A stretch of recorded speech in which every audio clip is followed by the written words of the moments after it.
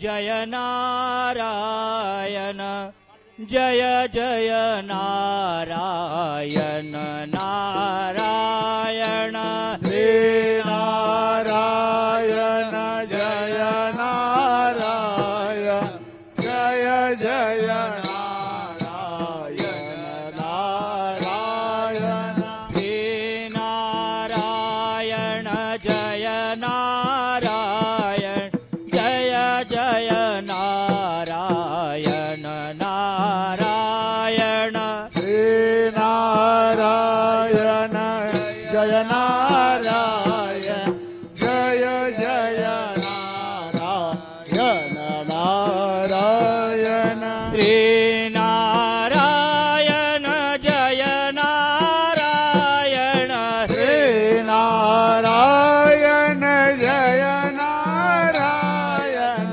श्री नारायण श्री नारायण जय नारायण जय नारायण जय जय नारायण नारायण जय जय नारायण नारायण श्री नारायण जय नारायण श्री नारायण जय नारायण जय जय नारायण नारायण जय जय नारायण नारायण श्री नारायण जय नारायण श्री नारायण जय नारायण श्री नारायण जय नारायण जय नारायण जय नारायण जय जय नारायण नारायण जय जय नारायण नारायण श्री नारायण जय नारायण श्री नारायण जय नारायण जय जय नारायण नारायण जय जय नारायण नारायण श्री नारायण जय नारायण श्री नारायण जय नारायण श्री नारायण श्री नारायण जय नारायण जय नारायण जय जय नारायण नारायण जय जय नारायण नारायण श्री नारायण जय नारायण श्री नारायण जय नारायण जय जय नारायण नारायण जय जय नारायण नारायण दिगंबरा दिगंबरा श्रीपाद वल्लभ दिगंबरा दिगंबरा दिगंबरा श्रीपाद वल्लभ दिगंबरा दिगंबरा दिगंबरा श्रीपाद वल्लभ दिगंबरा दिगंबरा दिगंबरा श्रीपाद वल्लभ दिगंबरा श्रीपाद वल्लभ दिगंबरा श्रीपाद वल्लभ दिगंबरा श्रीपाद वल्लभ दिगंबरा श्रीपाद वल्लभ दिगंबरा दिगंबरा दिगंबरा श्रीपाद वल्लभ दिगंबरा दिगंबरा दिगंबरा श्रीपाद वल्लभ दिगंबरा दिगंबरा दिगंबरा श्रीपाद वल्लभ दिगंबरा दिगंबरा दिगंबरा श्रीपाद वल्लभ दिगंबरा श्रीपाद वल्लभ दिगंबरा श्रीपाद वल्लभ दिगंबरा श्रीपाद वल्लभ दिगंबरा श्रीपाद वल्लभ दिगंबरा दिगंबरा दिगंबरा श्रीपाद वल्लभ दिगंबरा दिगंबरा दिगंबरा श्रीपाद वल्लभ दिगंबरा दिगंबरा दिगंबरा श्रीपाद वल्लभ दिगंबरा दिगंबरा दिगंबरा श्रीपाद वल्लभ दिगंबरा श्रीपाद वल्लभ दिगंबरा श्रीपाद वल्लभ दिगंबरा श्रीपाद वल्लभ दिगंबरा श्रीपाद वल्लभ दिगंबरा दिगंबरा दिगंबरा श्रीपाद वल्लभ दिगंबरा दिगंबरा दिगंबरा श्रीपाद वल्लभ दिगंबरा दिगंबरा दिगंबरा श्रीपाद वल्लभ दिगंबरा दिगंबरा दिगंबरा श्रीपाद वल्लभ दिगंबरा दिगंबरा श्रीपाद वल्लभ दिगंबरा श्रीपाद वल्लभ दिगंबरा श्रीपाद वल्लभ दिगंबरा श्रीपाद वल्लभ दिगंबरा दिगंबरा दिगंबरा श्रीपाद वल्लभ दिगंबरा दिगंबरा दिगंबरा श्रीपाद वल्लभ दिगंबरा दिगंबरा दिगंबरा श्रीपाद वल्लभ दिगंबरा दिगंबरा दिगंबरा श्रीपाद वल्लभ दिगंबरा श्रीपाद वल्लभ दिगंबरा श्रीपाद वल्लभ दिगंबरा श्रीपाद वल्लभ दिगंबरा श्रीपाद वल्लभ दिगंबरा दिगंबरा दिगंबरा श्रीपाद वल्लभ दिगंबरा दिगंबरा दिगंबरा श्रीपाद वल्लभ दिगंबरा दिगंबरा दिगंबरा श्रीपाद वल्लभ दिगंबरा दिगंबरा दिगंबरा श्रीपाद वल्लभ दिगंबरा. आज गुरुवार आहे आणि गुरुवारच्या निमित्ताने आपण सर्वजण दत्त महाराजांच्या दरबारामध्ये जमलोय. विश्व चैतन्य सद्गुरू अण्णा महाराज यांनी निर्माण केलेल्या या दत्त महाराजांच्या नगरीमध्ये आपण दर गुरुवारी आणि दर पौर्णिमेला एकत्रित जमत असतो आणि जमल्यानंतर आपण प्रवचनाच्या माध्यमातून त्यांनी जे आपल्याला ज्ञान सांगितलेलं आहे ते ज्ञान आपण समजून घेत असतो. म्हणून आपण त्यांना वंदन करायचंय, दत्तगुरूंना वंदन करायचंय, सद्गुरूंना वंदन करायचंय. जोपर्यंत आपण परमेश्वराच्या जवळ नतमस्तक होत नाही, त्यांना नम्र होत नाही, तोपर्यंत आपल्याला ज्ञान मिळणार नाही. आणि ज्ञान मिळत नाही तोपर्यंत आपल्याला आपल्या जीवनाचा उद्धार मिळणार नाही, आपल्याला आपला मोक्ष मिळणार नाही. म्हणून नम्रता, नम्र भाव हा परमेश्वराजवळ आपण अर्पण केला पाहिजे. परमेश्वराला श्रद्धा, विश्वास आणि भाव हा अर्पण करायचा. शुद्ध अंतःकरणाने आपण परमेश्वराशी एकरूप व्हायचं, त्यांना शुद्ध भाव हा द्यायचा आहे. म्हणून आपण प्रत्येक गुरुवारी अण्णांनी आपल्याला तेच सांगितलेलं आहे की नारायणपूरला आल्यानंतर परमेश्वराला आपण मनापासून भक्ती करायची, परमेश्वराची आपण मनापासून भक्ती करायची, परमेश्वराला आपण मनापासून आळवायचे. आणि जोपर्यंत आपण या सगळ्या गोष्टी करणार नाही तोपर्यंत आपल्याला या सगळ्या गोष्टी प्राप्त होणार नाही. म्हणून या सगळ्या गोष्टीचं ज्ञान आपण समजून घेणं गरजेचं आहे. आपण नारायणपूरला जातो, मग नारायणपूरला आल्यानंतर आपण कशा पद्धतीने या परमेश्वराशी समरस व्हायचंय, आपण आपल्या जीवनामध्ये कशा पद्धतीने राहायचंय, कशा पद्धतीने वागायचंय याचं ज्ञान आपल्याला होणं गरजेचं आहे. परंतु या सगळ्या व्यापामुळे, विषय मोहाच्या व्यापामुळे प्रत्येक माणूस हा परमेश्वरापासून लांब जातोय आणि नको तो अट्टहास करतोय. आणि अट्टहासापायी माणूस हा क्रूर झालेला आहे, अहंकारी झालेला आहे. आणि क्रूर आणि अहंकारी माणूस समोरच्याला कशा पद्धतीने बोलायचं याचं भान विसरून जातो. आणि विसरल्यामुळे आपण नेमकं समोरच्या व्यक्तीला काय बोलतोय याचं त्याला जाण नसते. म्हणून आपण समजून घ्या, परमेश्वराला आपण कशा पद्धतीने नामस्मरणाच्या माध्यमातून कशा पद्धतीने आळवायचंय, तर शुद्ध अंतःकरणाने आपण त्याला आळवायचंय. जोपर्यंत आपण या सगळ्या गोष्टी करत नाही तोपर्यंत आपल्याला या सगळ्या गोष्टी प्राप्त होणार नाही. म्हणून आपण अहंकार बाजूला सोडला पाहिजे. माणूस कसा आहे बघा, माणूस किती हुशार आहे. माणूस दिवसाची सुरुवात रात्री उठल्याबरोबर करत असतो. तोंड घासता घासता त्याची सुरुवात होते. आज कुणाला फसवायचं, आज कुणाला गंडा घालायचा, आज कुणाला काय करायचं, आज कुणाला लबडायचं, हे दात घासता घासता त्याचं दिवसभराचं तो नियोजन करत असतो. म्हणजे माणूस किती चतुर आहे, माणूस किती चतुर आहे की तो कसा माणसाला फसवायचं तर ते सुरुवातच आंघोळीच्या आधी करत असतो, दात घासता घासता घासता. म्हणजे माणूस बघा कशा पद्धतीने हा माणूस हुशार आहे म्हणता येईल, अति हुशार आहे. निस्ता हुशार नाही तर अति हुशार आहे. आणि अति हुशारामुळे तो वायाला जातो. अति हुशार असल्यामुळे तो वायाला जातो. म्हणून माणसाने हुशार असावं पण अति हुशार नसावं. अति हुशारपणामुळे आपल्याला नुकसान भोगावं लागतं. परमेश्वराने जो आपल्याला जन्म दिलेला आहे त्याचं ज्ञान आपण समजून घेतलं पाहिजे. म्हणून त्याच्यावर एक आपल्याला उदाहरण सांगायचं झालं तर अण्णांनीच आपल्याला ते उदाहरण सांगितलेलं आहे. एका गावामध्ये एक राजा राहत होता आणि तो राजा दुसऱ्या राज्यामध्ये जाण्यासाठी निघालेला असतो, परंतु तो जात असताना साधा वेश घेऊन जात असतो की बाबा राज्यामध्ये जात असताना कोण कसा भेटतोय, कोणाची अवस्था कशी आहे, कोणाची अवस्था कशी आहे हे त्याला जाणून घ्यायचं होतं. म्हणून तो दुसऱ्या राज्यामध्ये त्या राजाला भेटायला निघाला होता, बादशाला भेटायला निघाला होता.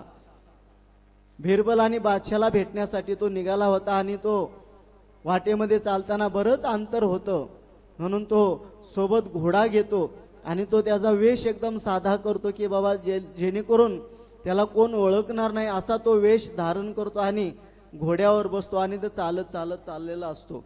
चालत चाललेला असताना सर्व आजूबाजूला पाहतो, सर्वांचं व्यवस्थितपणाने चालू होतं, कोण कशा पद्धतीने असं प्रत्येकाचं दिनक्रम चालू होतं.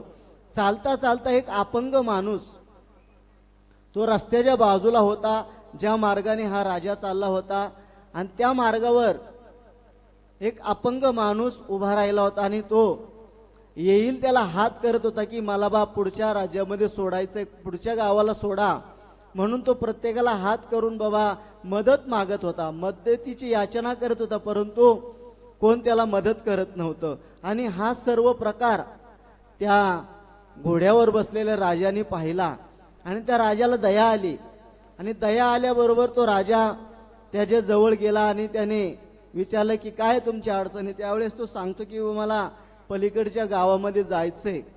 अशा पद्धतीने त्याने सांगितल्याबरोबर तो राजाला दया आली, तो राजा त्या घोड्यावरून खाली उतरला आणि त्या घोड्यावर या अपंग माणसाला त्यांनी घोड्यावर बसवलं.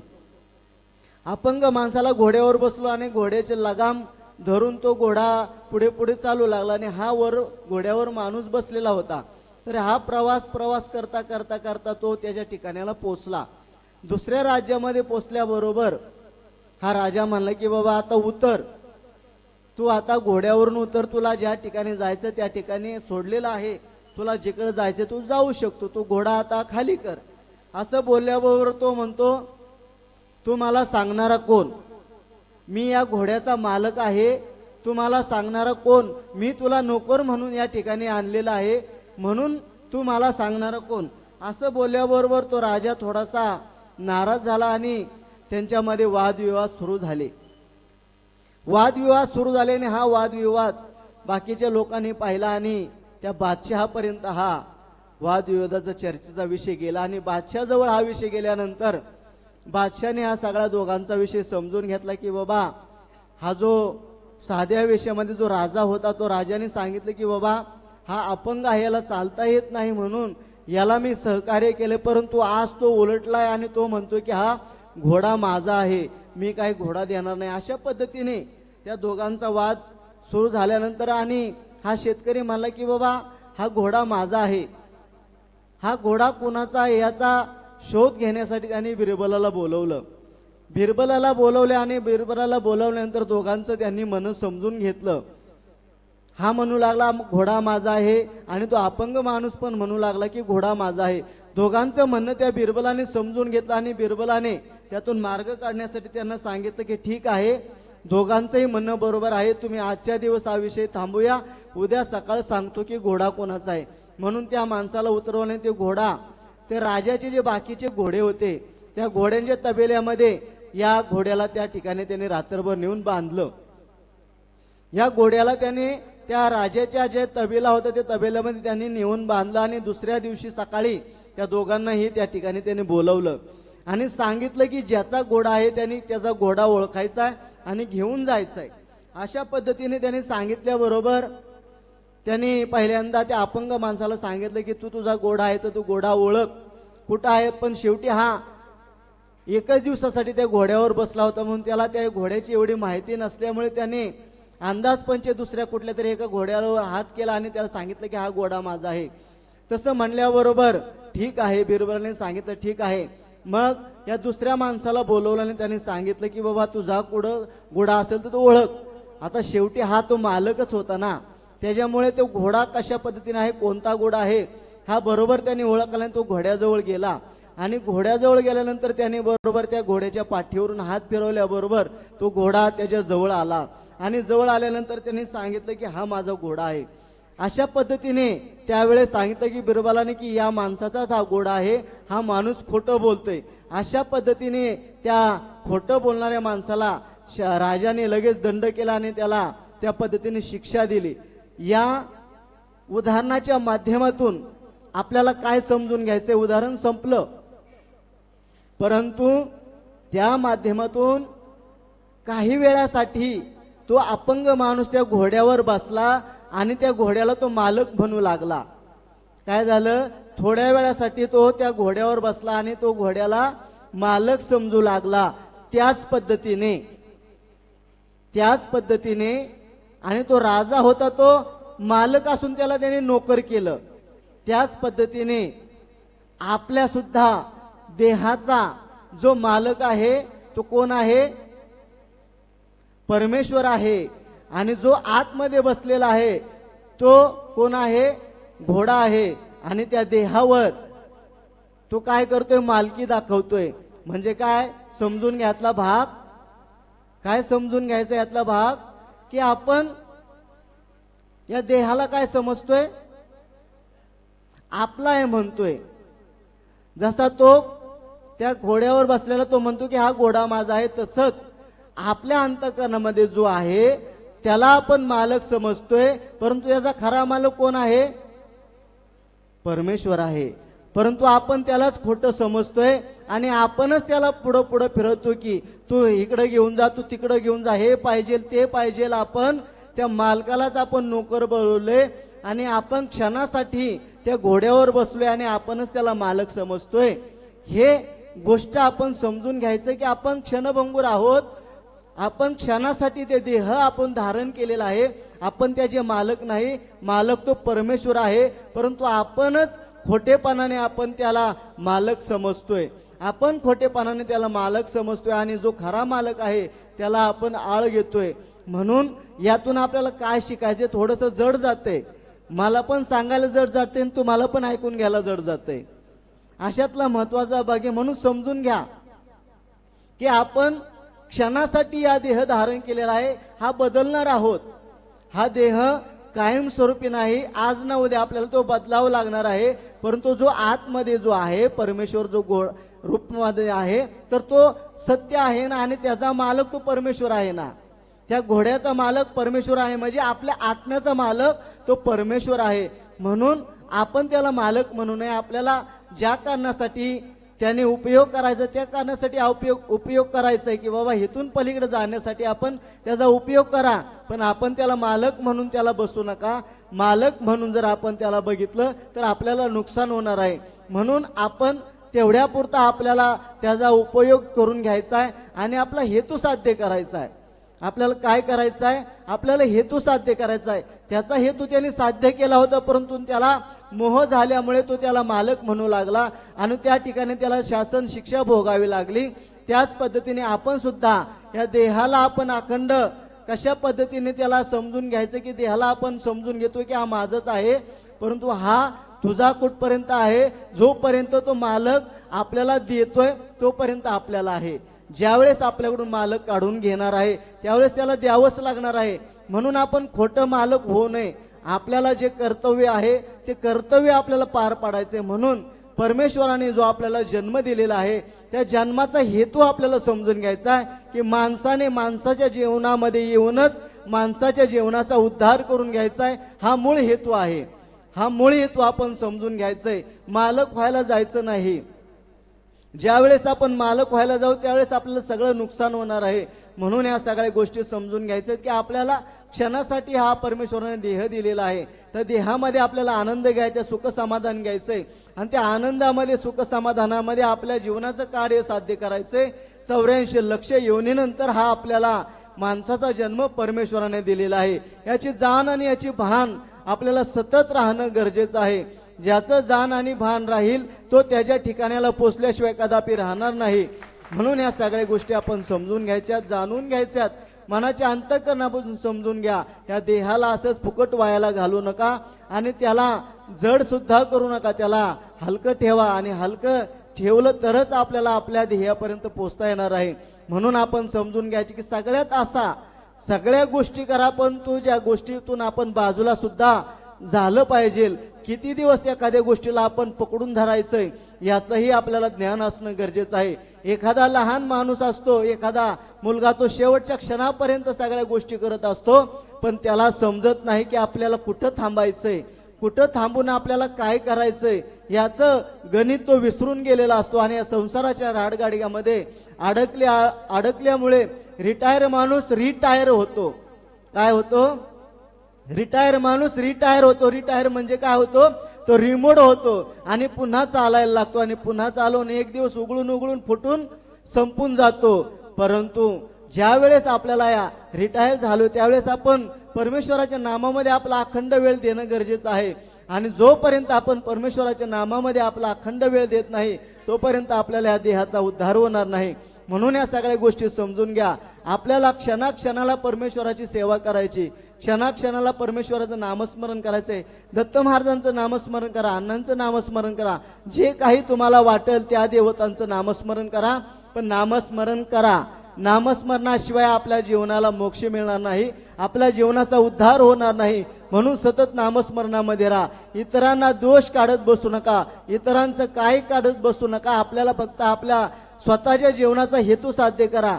कोण कसा तो त्याच्यापाशी, आपल्याला त्याच्याशी काय देणं घेणं नाही. आपल्याला आपल्या जीवनाचं सार्थक करून घ्यायचंय. म्हणून आपण आपल्या जीवनाचं सार्थक करून घ्यायचं असेल, आपल्या जीवनाचा जर उद्धार करून घ्यायचा असेल तर प्रत्येकाने नामस्मरणामध्ये राहिलं पाहिजे. नामस्मरण भक्ती करा, आनंदामध्ये करा, रंगामध्ये ढंगामध्ये करा. सगळ्या गोष्टी करता करता आपल्याला जो वेळ मिळेल तो वेळ नामस्मरणामध्ये घालवा.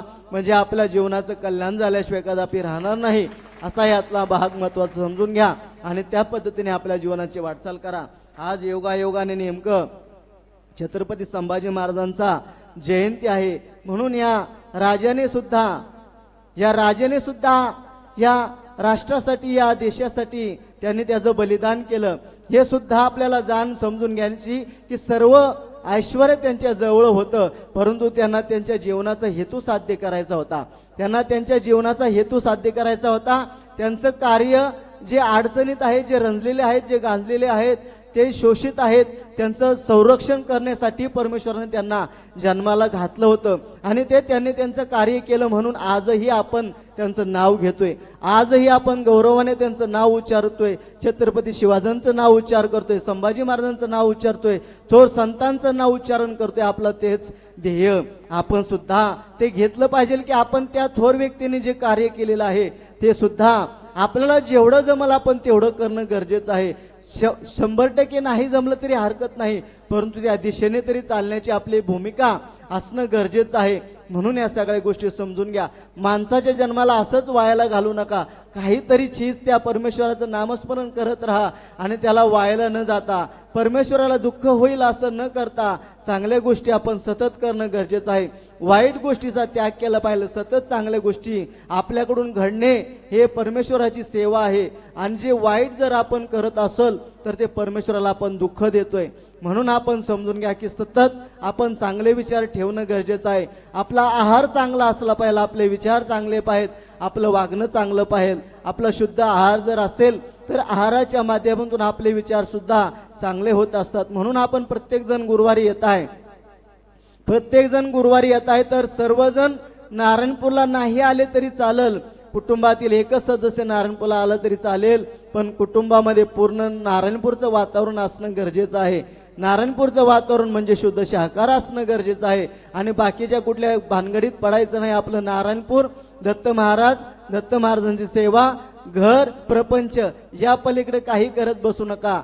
ह्या सगळ्या गोष्टी आपण समजून घ्या. परमेश्वराच्या नामस्मरणामध्ये राहा, म्हणजे आनंदाचा आनंद मिळाल्याशिवाय राहणार नाही.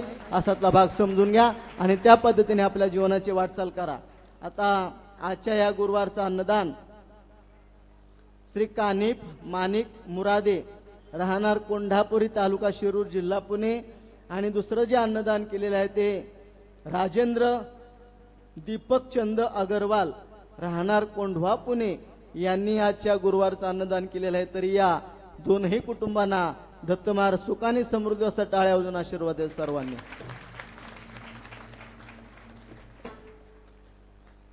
इथं ठेव.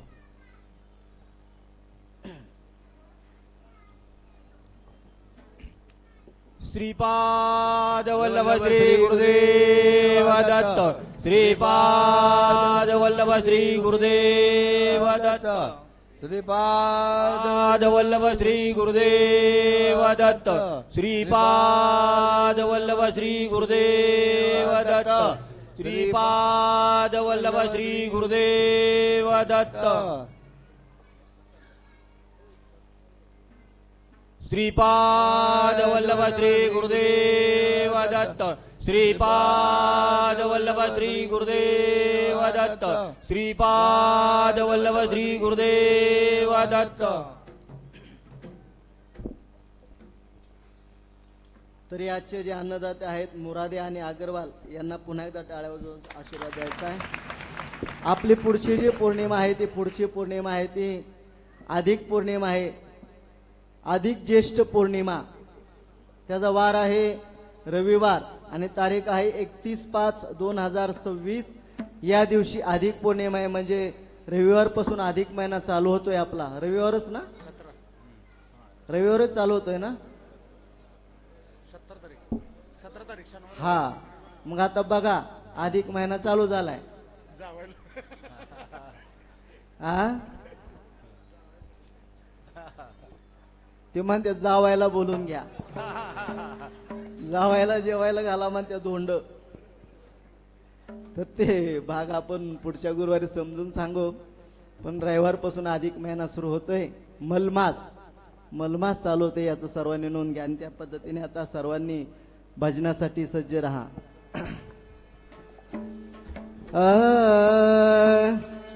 जय जय गुरुदेव दत्तात्रेय अनुसे सुता. जय जय गुरुदेव दत्तात्रेय अनुसे सुता. जय जय गुरुदेव दत्तात्रेय अनुसे सुता. जय जय गुरुदेव दत्तात्रेय अनुसे सुता. आत्री अनुसे सुता. आत्रे अनुसे सुता. आत्री अनुसे सुता. आत्रे अनुसे सुता. जय जय गुरुदेव दत्तात्रेय अनुसे सुता. जय जय गुरुदेव दत्तात्रेय अनुसे सुता. जय जय गुरुदेव दत्तात्रेय अनुसे सुता. जय जय गुरुदेव दत्तात्रेय अनुसे सुता. आत्री अनुसे सुता. आत्रे अनुसे सुता. आत्री अनुसे सुता आत्रे अनुसे सुता जय जय गुरुदेव दत्तात्री अनुसे सुता जय जय गुरुदेव दत्तात्री अनुसे सुता जय जय गुरुदेव दत्तात्री अनुसे सुता जय जय गुरुदेव दत्तात्री अनुसे सुता आत्री अनुसे सुता आत्रे अनुसे सुता आत्री अनुसे सुता आत्रे अनुसे सुता जय जय गुरुदेव दत्तात्री अनुसे सुता जय जय गुरुदेव दत्तात्री अनुसे सुता जय जय गुरुदेव दत्तात्री अनुसे सुता जय जय गुरुदेव दत्तात्री अनुसे सुता गोपाला गोपाला देवकी नंदन गोपाला गोपाला गोपाला देवकी नंदन गोपाला गोपाला गोपाला देवकी नंदन गोपाला गोपाला गोपाला देवकी नंदन गोपाला देवकी नंदन गोपाला देवकी नंदन गोपाला देवकी नंदन गोपाला देवकी नंदन गोपाला गोपाला गोपाला देवकी नंदन गोपाला गोपाला गोपाला देवकी नंदन गोपाला गोपाला गोपाला देवकी नंदन गोपाला गोपाला गोपाला देवकी नंदन गोपाला देवकी नंदन गोपाला गोपाला देवकी नंदन गोपाळा देवकी नंदन गोपाला देवकी नंदन गोपाळा गोपाला गोपाला देवकी नंदन गोपाला गोपाळा गोपाळा देवकी नंदन गोपाळा गोपाला गोपाला देवकी नंदन गोपाला गोपाळा गोपाळा देवकी नंदन गोपाळा देवकी नंदन गोपाला देवकी नंदन गोपाळा देवकी नंदन गोपाला देवकी नंदन गोपाळा गोपाला गोपाला देवकी नंदन गोपाला गोपाळा गोपाळा देवकी नंदन गोपाळा गोपाला गोपाला देवकी नंदन गोपाला गोपाळा गोपाळा देवकी नंदन गोपाळा. आता अण्णांचं नामस्मरण करू, मग आरती होईल. आरतीनंतर सने महाप्रसाद घ्यायचा.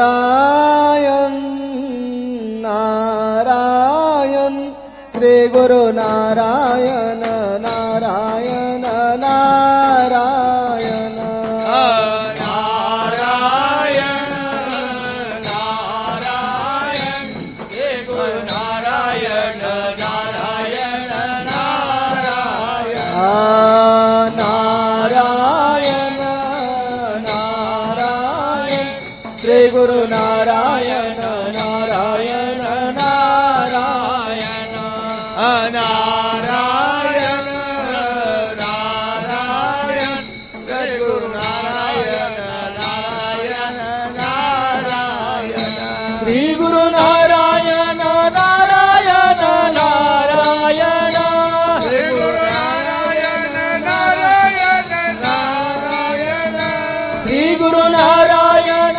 नारायण नारायण श्री गुरु नारायण नारायण नारायण अण्णा नारायण नारायण नारायण अण्णा नारायण नारायण नारायण नारायण नारायण श्री गुरु नारायण नारायण नारायण नारायण नारायण श्री गुरु नारायण नारायण नारायण नारायण नारायण श्री गुरु नारायण नारायण नारायण नारायण नारायण श्री गुरु नारायण नारायण नारायण श्री गुरु नारायण नारायण नारायण श्री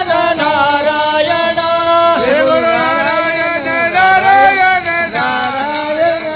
श्री गुरु नारायण नारायण नारायण श्री गुरु नारायण नारायण नारायण स्वामी नारायण नारायण नारायण स्वामी नारायण नारायण नारायण नारायण नारायण श्री गुरु नारायण नारायण नारायण नारायण नारायण श्री गुरु नारायण नारायण नारायण नारायण नारायण श्री गुरु नारायण नारायण नारायण नारायण नारायण श्री गुरु नारायण नारायण नारायण नारायण नारायण श्री गुरु नारायण नारायण नारायण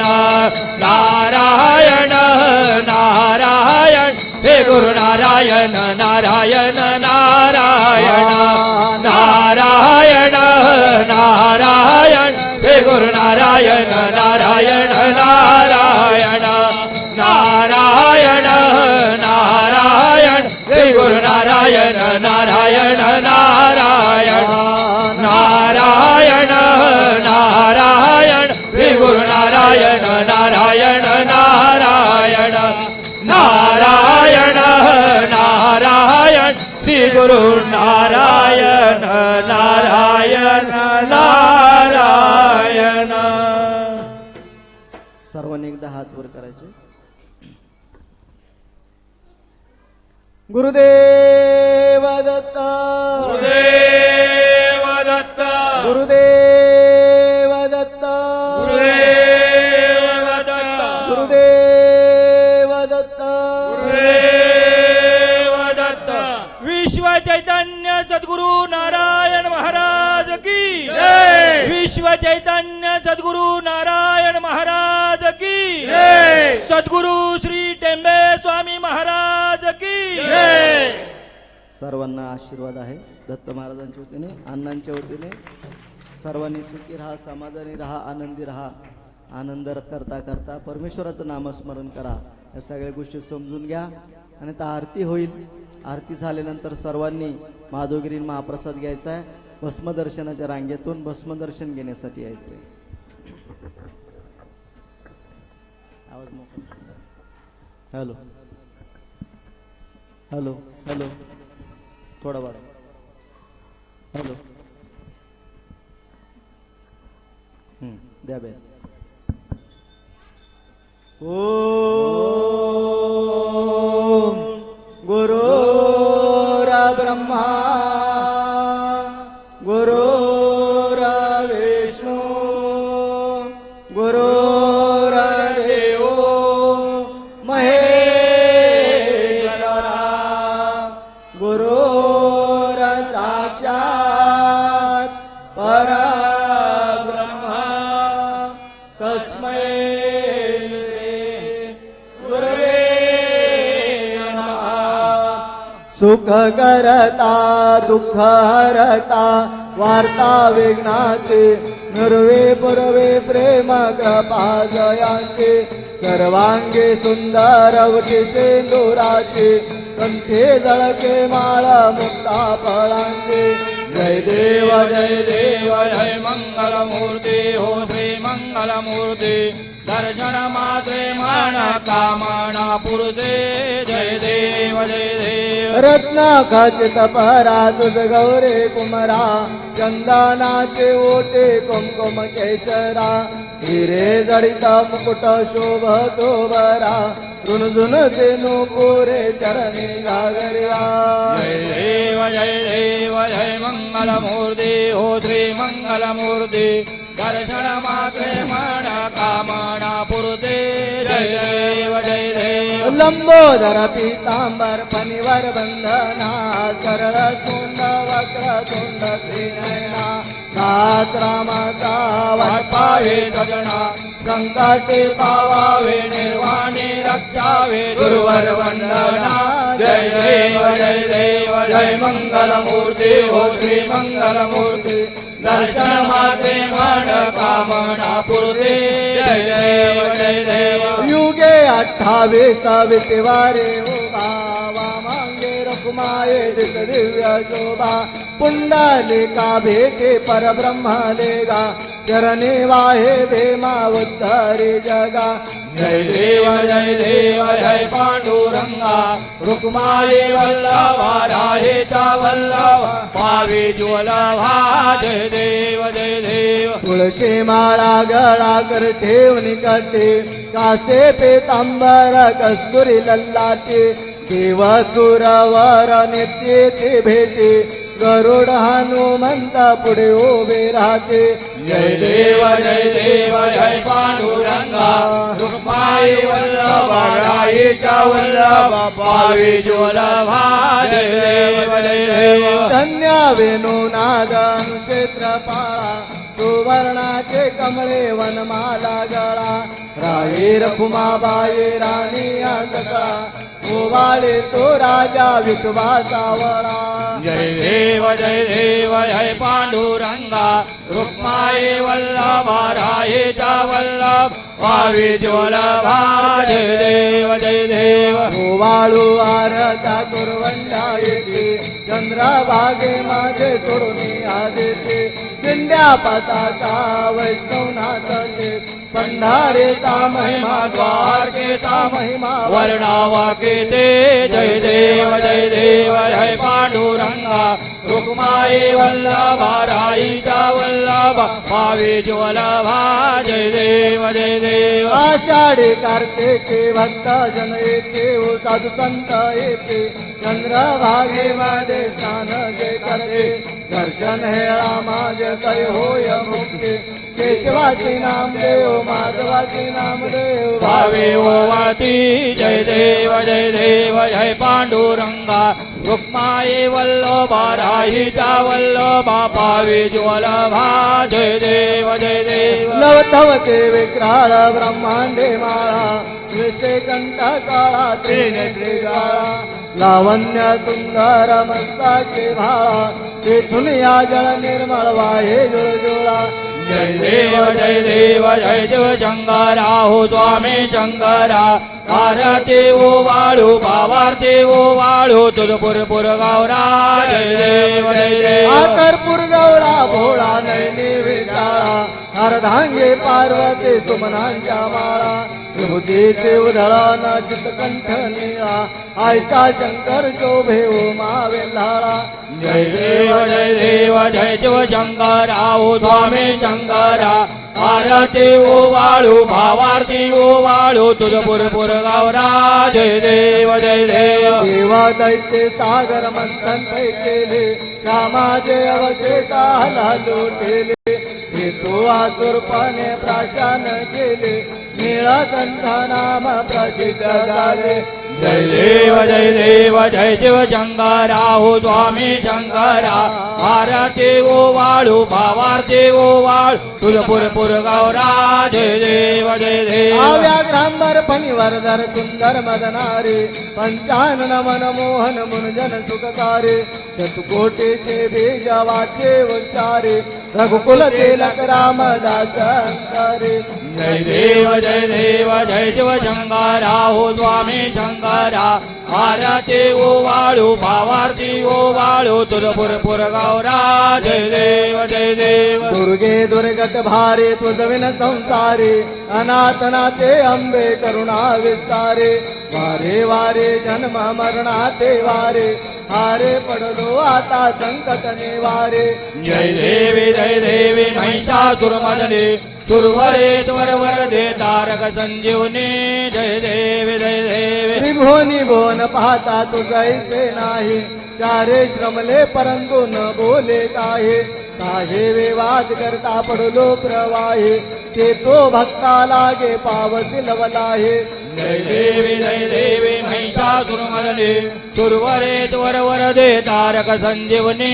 जय देवी प्रसन्न वदने प्रसन्न होते निजदाचा पासून तोडे तोडे बहुभाषा अंबे तुझ वाचून कोण पूर्वेला आशा नरहरी तल्लीन झाला पद पंकजलेचा जय देवी महिषासुरमर्दिनी सुरवरेश्वर वरदे तारक संजीवनी जय देवी त्रिगुणात्मक त्रैमूर्ती दत्त हा जाना त्रिगुणे अवतार त्रैलोक्यराना नेते नेते शब्द नये हनुमाना अखंड समाधे सद्गुणो जाना जय देव जय श्री गुरु दत्ता हो श्री गुरु दत्ता आरती वाळे तारडे भव चिंता जय देव सभाभ्यंतरे तू एक दत्त अभाग्याते कैसे नकळे माता पराई बरकारे तिथे कैसा येत जन्मा मरणाचा पुरलाचे अंत जय देव जय श्री गुरु दत्ता हो श्री गुरु दत्ता आरती वाळे तारडे भव चिंता जय देव दत्त येऊन आऊ भेटा केले सद्भावेन मन परिपाद केला प्रसन्न होऊन आशीर्वाद दिला जन्म मरणाचा फेरा चुकविला जय देव जय श्री गुरु दत्ता हो श्री गुरु दत्ता आरती वाळे तारडे भव चिंता जय देव दत्त दत्त ऐसे लागले जाना हरपले मन झाले उन्मन तोपानाचे झाले बळवण हे एका जनार्दन श्री दत्त ध्यान जय देव जय देव जय श्री गुरु दत्ता हो श्री गुरु दत्ता आरती वाळे तारडी भोजिंदा जय देव जय देव देव सद्गुरु नेत्रा लागले वाटे नेत्रा लागले वाटे चरणी मस्तक टेकता चरणी मस्तक टेकता मज स्वर्ग भेटे चरणा परचा घेता पतिता करले सद्गुरु पतिता करले आशीर्वाद देवने किती गाव धरले तुमच्या दर्शनाने करे सुख लाभते सद्गुरु सुख लाभते तुमच्या चरणाने मज पावन गेले वरद हस्ता लागता पिढा दूर झाला सद्गुरु पिढा दूर झाला किथे का पामरा सुख शांती मिळाल्या तुम्ही ब्रह्मा तुम्ही विष्णू तुम्ही महेश्वरा सद्गुरु तुम्ही महेश्वरा माता पिता होणे तारेला भवसागर आता मागणे आहे दत्ता दाताचे सद्गुरु दत्ता दाताचे अखंड घडो दर्शन तुमच्या चरणाचे येई व सद्गुरु माऊले सद्गुरु माऊले वाटेकडे नेत्र लावणे वाट पाहे भेटेचा तुरतेने दिला निरोपा सद्गुरु दिला निरोपा तुझे तारक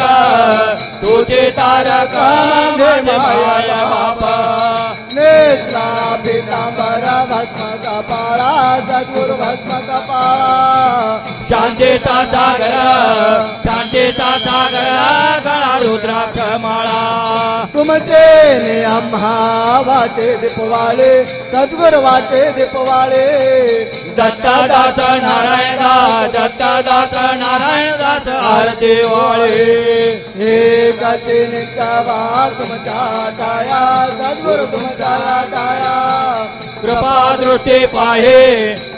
दृष्टी पाहे माझ सद्गुरु राया आरती ज्ञान राजा महाकैवल्य तेजा शेवटी साधू संदा मनोवेदाला माझा आरती ज्ञान राजा आलो पाल ज्ञान जगे इतने नाते कोणी अवतार पांडुरंगा नाव ठेवेले जाणे आरती ज्ञान राजा महाकैवल्य तेजा सेवते साधू संता मनोवेदला माझा आरती ज्ञान राजा हा प्रगट गुह्य बोले विश्व ब्रह्माचे केले राम जनार्दने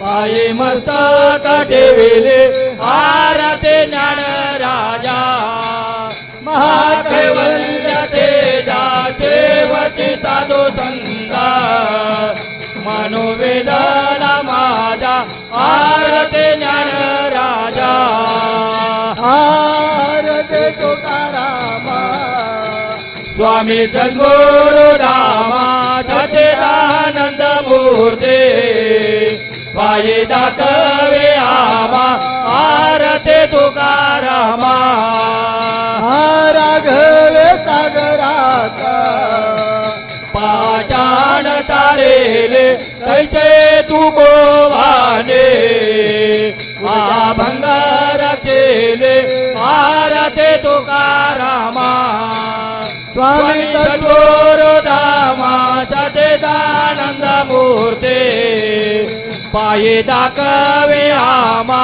आरती तुकारामा हात कया तुलनेचे ब्रह्म तुकाचे आले म्हणून रामेश्वरा चरणी मस्तक ठेविले आरती तुकारामा स्वामी सद्गुरु दामा सच्चिदानंद मूर्ती पायी दाखवे आमा आरती तुकारामा जय जय आप्पा माऊले करी कृपेची चाऊल आरती ओवाळे तो तव भावे पद कमले जय जय आप्पा माऊले आवा मनाने गेले चोरते तुमचे आगाध किरते विठ्ठल सममुरते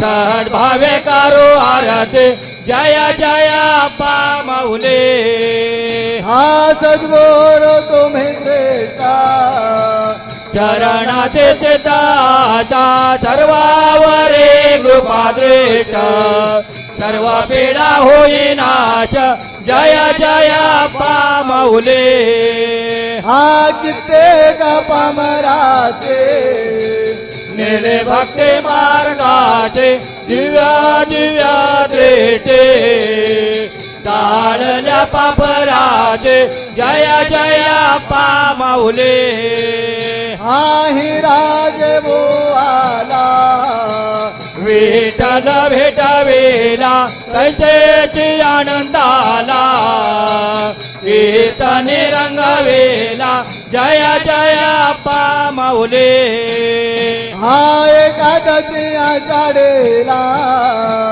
पाये वारे पंढरेला संगेची मेळा भक्ती माळा फुलवेला जय जय आप्पा माऊले हाय से गुण तव दाता मते न पोरे आता कृपा ठेवे नारायणाथा सद्गुरु समर्था जय जय आप्पा माऊले हरी कृपेची सावली आरती ओवाळे तो तव भावे पद कमले जय जय आप्पा माऊले जय देव जय नारायणनाथा आरती ओवाळे तो जय सद्गुरुनाथा जय देव सत्यनारायणाचा तू अवतार जन्माचा पकार्य नारायण पुरा दत्त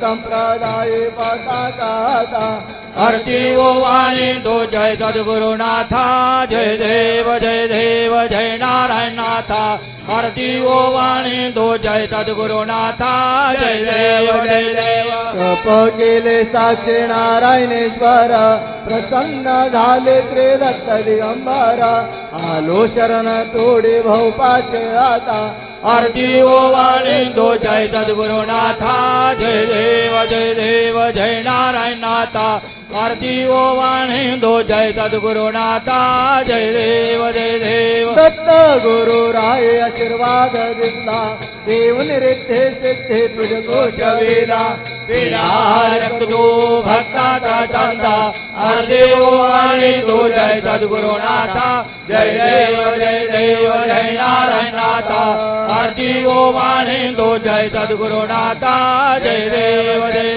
सद्गुरु सर्वांचा शोभतो खरा आप्पा माऊलीचा आशीर्वाद पुरा तुझ दुःख हारा नमतो मी आता आरती ओवाळे तो जय सद्गुरुनाथा जय देव जय नारायणनाथा आरती ओवाळे तो जय सद्गुरुनाथा जय देव तर गुरुवारे तर पौर्णिमेला दत्ता भक्तांचा जमतो मेळा अज्ञानी बाळांना सांभाळे आता आरती ओवाळे तो जय सद्गुरुनाथा जय देव जय नारायणनाथा आरती ओवाळे तो जय सद्गुरुनाथा जय देव कालीन लोटांगण बंदिन चरण डोळ्यान पाहिन रूप तुझे प्रेमे अलिंगण आनंद पूजन भावे ओवाळीन म्हणे नमा त्वमेव माता पिता तमेव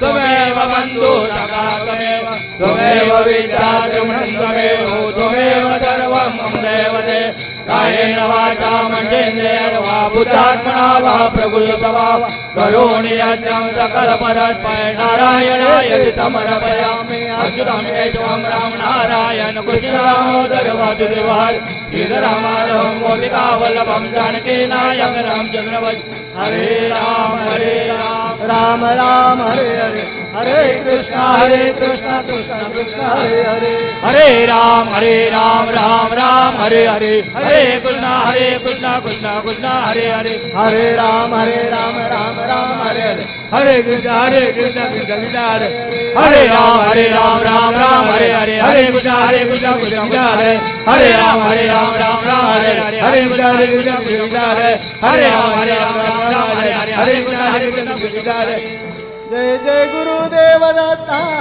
श्री अनुसे तुदा जय जय गुरुदेव दत्ता श्री अनुसे तुदा जय जय गुरुदेव दत्ता श्री अनुसे तुदा जय जय गुरुदेव दत्ता श्री अनुसे तुदा श्री अनुसे तुदा श्री अनुसे तुदा श्री अनुसे तुदा श्री अनुसे तुदा जय जय गुरुदेव दत्ता श्री अनुसे तुदा जय जय गुरुदेव दत्ता श्री अनुसे तुदा जय जय गुरुदेव दत्ता श्री अनुसे तुदा जय जय गुरुदेव दत्ता श्री अनुसे तुदा श्री अनुसे तुदा श्री अनुसे तुदा श्री अनुसे तुदा श्री अनुसे तुदा जय जय गुरुदेव दत्ता श्री अनुसे तुदा जय जय गुरुदेव दत्ता श्री अनुसे तुदा जय जय गुरुदेव दत्ता श्री अनुसे तुदा जय जय गुरुदेव दत्ता